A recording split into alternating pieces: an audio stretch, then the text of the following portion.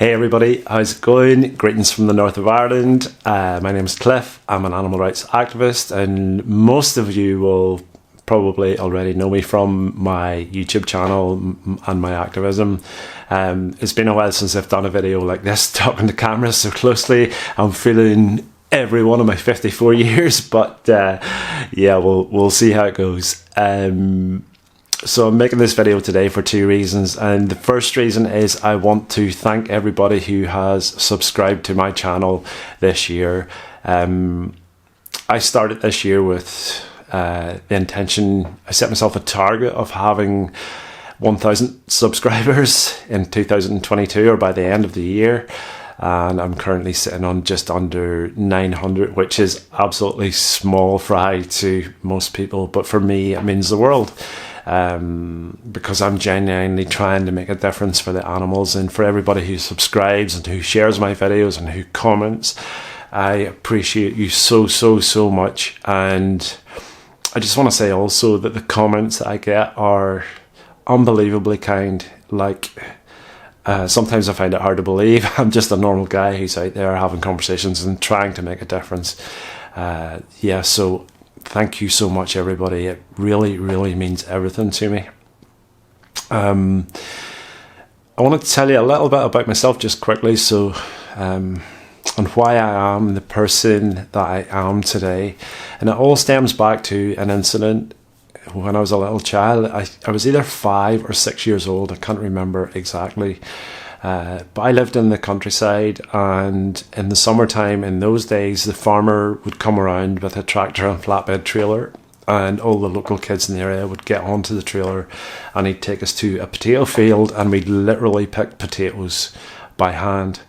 And I was too young to go, and my mum was saying no, you can't go, but my sister and her friend were a little older than me and they said they'd look after me, and I was allowed to go. So I don't remember too much else about that day. It was warm and sunny and the field was dusty, and at some point during the morning everybody stopped to have a drink, and when we were having a drink I became aware out of the corner of my eye that the farmer's sons, who were young teenagers, were kicking a football. But I realised immediately that something was badly wrong. And every time they kicked the ball there was screams and yells, and so it transpired that what had happened was they had caught a little bunny rabbit and they had put it inside a potato sack, like a Hessian bag. They had tied it closed, and then they proceeded to kick that little rabbit to death around the field. So that is probably my earliest memory, and it's something that distressed me deeply. Even talking about it today upsets me. The pain and suffering that little animal had to endure,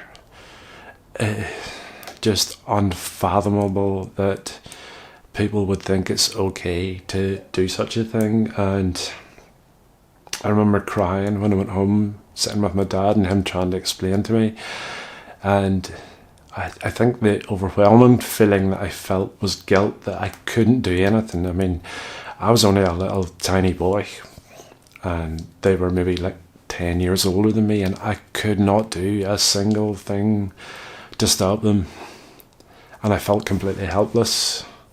And that feeling has stayed with me until this very day.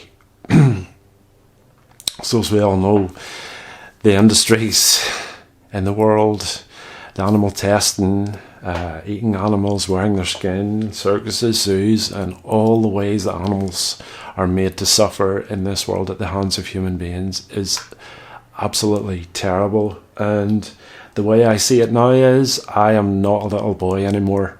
I am a grown man, and I can use my voice and speak up for those animals, and I may only be making a small difference in this world, but if I can make a difference for one animal and they don't have to suffer at the hands of human beings, because I can simply go onto the street and have a conversation with somebody, well then that's a difference that I really want to make.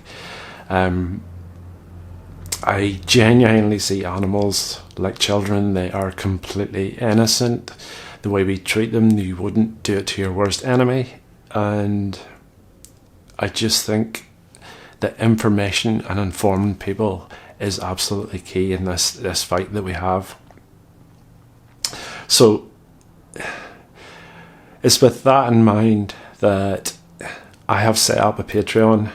Now, it's not something that sits comfortably with me, and it's something that I've put a lot of thought into before I set it up.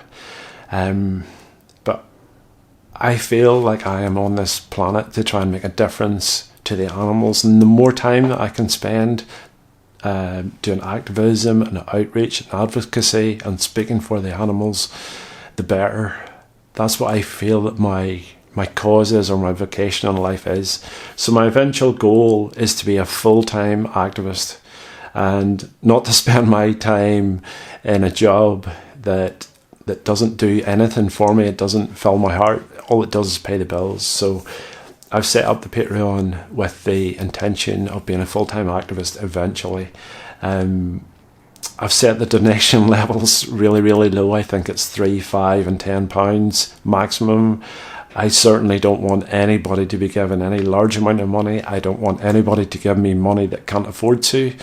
But I guess if you feel like you think I'm doing good work and you feel like I'm worth supporting, like £3 a month, £5 a month, whatever, it makes no odds to me whatsoever. Every single pound that I get from Patreon at the minute will go to funding my projects and my activism. And like I say, eventually I would like to be an activist full-time, and working for the animals and speaking for them as much as I can. So yeah, that's my video today. I want to thank everybody again for your support and your continued support. I hope you'll continue to follow my channel, whether you Patreon or not. I don't care. It makes no difference to me whatsoever. I'll put the link to it, by the way, in the video description.